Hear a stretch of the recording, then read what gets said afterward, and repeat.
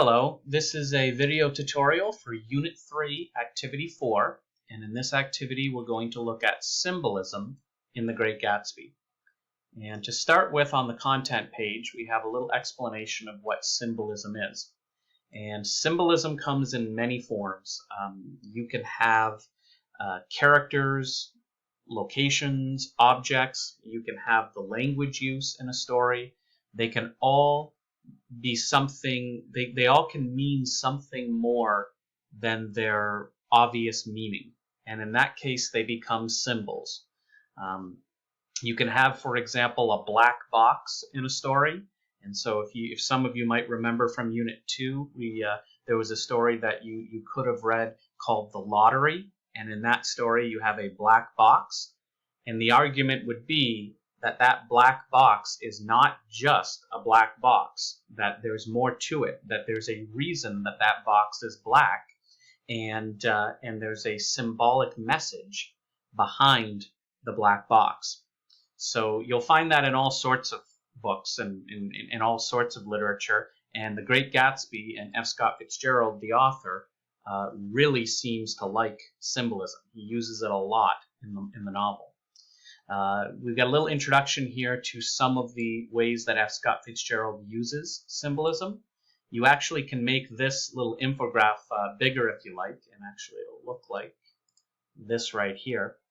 And this breaks down in a neat little infograph some of the most obvious and some of the most talked about symbols in the novel. So, for example, Gatsby's books in his library, or T.J. Ethelberg, the doctor whose eyes are on a billboard in the Valley of Ashes. The billboard, for instance, is not just a billboard. It's supposed to be a symbol for something greater. Gatsby's books are not just books in a library. They're supposed to symbolize something greater. Right? So that's kind of what we mean by symbols.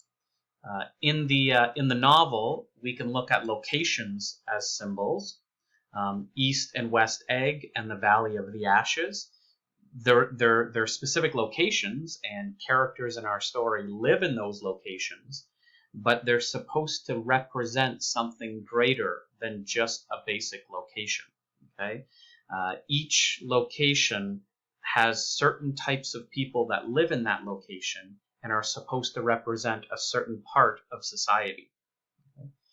We also have symbolism when women are presented in the story. You'll find that some of the language that is used to describe women is very much intentional, and it's done to try to make some points and some commentary about how women were treated in the 1920s. You'll also find, and this is something we'll talk about a little later in this activity, you'll also find that colors are used a lot to describe the women in the story. For instance, Daisy and sometimes Jordan are often attached to the color white, and I don't think that's an accident. F. Scott Fitzgerald is using that color white and attaching it to specifically Daisy for a reason. Okay? You also have immorality and judgment that can be drawn out of a symbol in the novel, and that symbol would be the eyes on the billboard in the Valley of Ashes. It's not an accident that you have two giant eyes staring down on the people of the Valley of the Ashes. There's supposed to be a meaning behind that, and as you finish off the book, specifically when you read chapter 8, I think that the meaning might become clearer. You also have weather and seasons. If you haven't noticed already, particularly at the beginning of chapters, but sometimes in the middle of chapters or the ending of chapters as well, you'll notice that the weather or the seasons will dramatically change. And that is done on purpose to symbolize something that's coming, right? So, for example, if it all of a sudden starts raining, it's not just raining by accident or for no reason.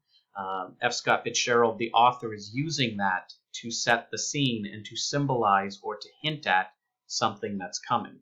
Okay? And you'll probably find, and this has been brought up in your chapter questions as well too, you'll probably find a number of examples of changes in the weather or seasons as you read this book, or as you have been reading the book.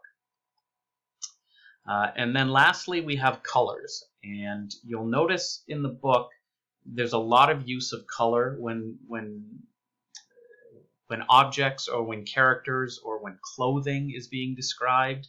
They'll often mention white or gold or yellow or green, blue, and gray. And each one of those colors, if you really pay attention, has a meaning behind it. And it's debatable, just like with all of these symbols.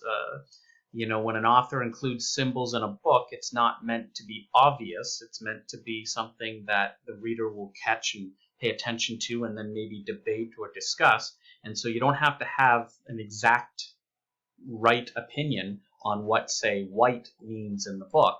But if you were to look through the book and notice all of the examples of white and gold and yellow and green and blue and gray, you would probably be able to come to some conclusions about what you think F. Scott Fitzgerald is trying to say. And one example of that I will bring up is J. Gatsby and yellow. You'll notice that J. Gatsby's car is yellow. You'll notice that a number of other objects and things that are related to J. Gatsby are often mentioned as being yellow. Whereas with Tom Buchanan, you'll notice that a lot of his objects that he possesses or things in his house are described as gold. So there's not an exact right answer here, but I think that the author has intentionally done this and tried to link yellow with J. Gatsby and gold with Tom Buchanan. And I'd leave something like that up to you. Why do you think F. Scott Fitzgerald would do this? Okay. The green light, we're going to get to that, the green light on the Buchanan's dock. We're going to get to that in the assignment portion of this activity. The green light, which you've probably noticed before and is it's been mentioned a few times in chapters already, is probably the most famous symbol in this novel. As always, before you move on to the assignment, make sure that you read Chapter 7. We're only doing one chapter this week. It is the biggest chapter in the novel and probably the most important. We're going to have some action in this chapter, and things are going to the conflict is going to rise and kind of reach its peak in Chapter 7. And also you've got your chapter questions, which you can answer along the way. Once you're done with that, click on the assignment. And for the assignment this week, there's 2 assignments, and they both are kind of loosely based on symbolism. The first assignment is a discussion assignment, and it's titled Love or Obsession. And we're going to look at the color green here in that green light. It says, the color green is important in The Great Gatsby. The green light at the end of the Buchanan's dock is repeatedly mentioned, and J. Gatsby frequently stares at the light. Going all the way back to the ending of Chapter 1, you can find examples of J. Gatsby looking off into the night at the green light on the Buchanan's dock, which is across the bay from him. So some argue that that green in the story represents hope, and that it represents Gatsby's dream that he'll be reunited with Daisy. So he's staring across the waterway at the green light, filled with hope and the dream that he's going to reunite with his long-lost love, Daisy. Whereas others argue that the green represents jealousy, and that it represents Gatsby's obsession with winning Daisy back. So this brings us to one of the most debatable questions in this novel. Does J. Gatsby love Gatsby? Does J. Gatsby love... He probably does love himself.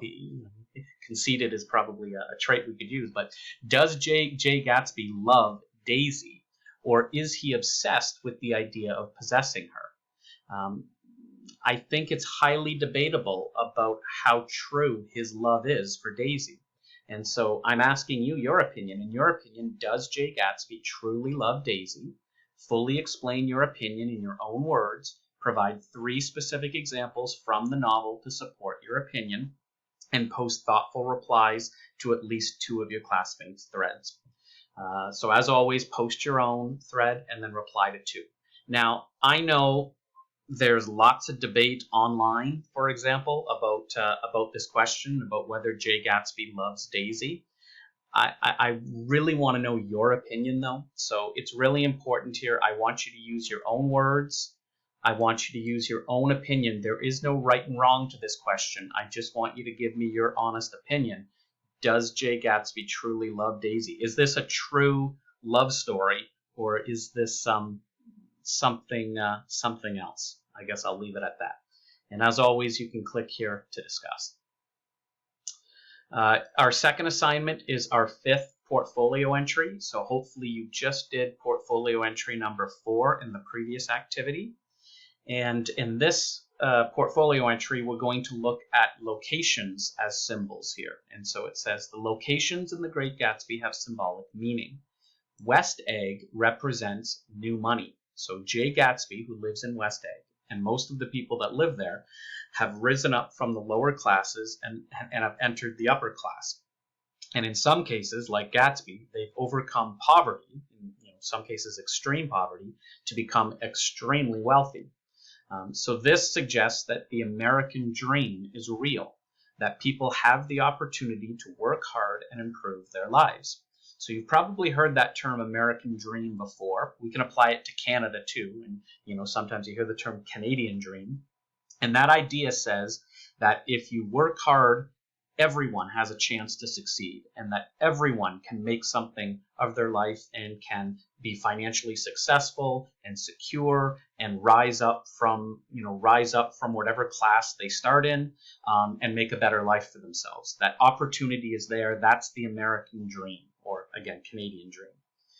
And West Egg seems to suggest that that's true, that people can do that. Whereas the Valley of the Ashes seems to represent the opposite. It represents the working class and poor, and you've got people like George Wilson and other people living in the Valley of Ashes, and they seem to have no opportunity to improve their lives. George Wilson seems to work really hard, and he seems to really want to make a better life for himself and his wife, but it doesn't seem to be happening for him. And so the Valley of Ashes suggests that the American dream is not real.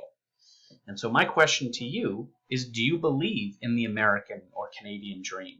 Do all people living in America and Canada have a legitimate opportunity to be financially successful and improve their lives?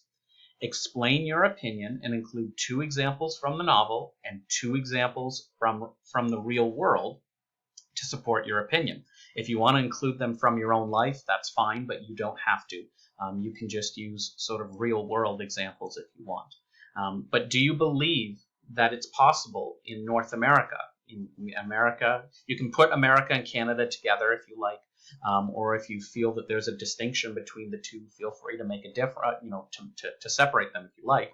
But do you think people in North America have a legitimate opportunity? Do you think there is this equality that allows everyone a chance to succeed, or do you think that's sort of a myth?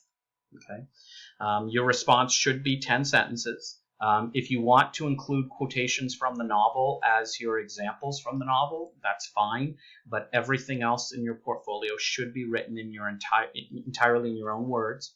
The portfolio entries, as always, are your own opinions, and for me, it's the best chance in the course for you to kind of do free writing and write your own thoughts and submit them.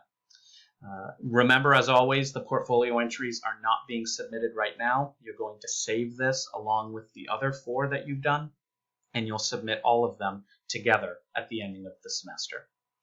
If you have any questions about this activity or about the assignments, please let me know.